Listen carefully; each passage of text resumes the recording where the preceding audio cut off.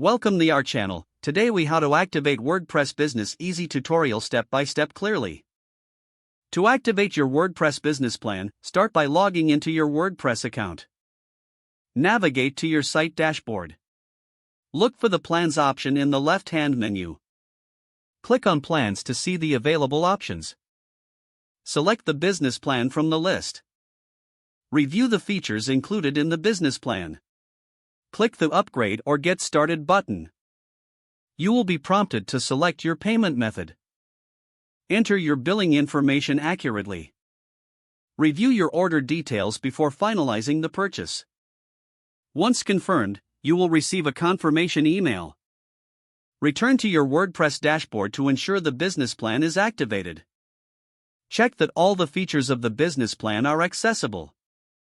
Explore plugins and themes that are now available to you. Take advantage of enhanced customer support options included with the plan. Familiarize yourself with the new capabilities your site now has. Congratulations, you have successfully activated your WordPress business plan.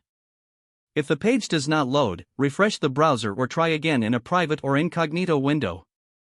Make sure you are using the correct email address, then retype it carefully to avoid small typos. If your password is not accepted, use the reset option and create a new strong password you can remember.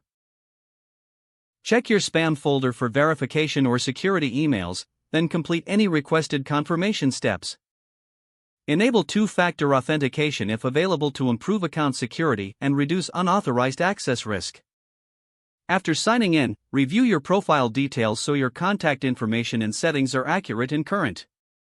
If you see an error message, note it down and try again after restarting your device and internet connection. Log out when you finish, especially on shared devices, to keep your account and payment information secure. If the page does not load, refresh the browser or try again in a private or incognito window. Make sure you are using the correct email address, then retype it carefully to avoid small typos. If your password is not accepted, use the reset option and create a new strong password you can remember.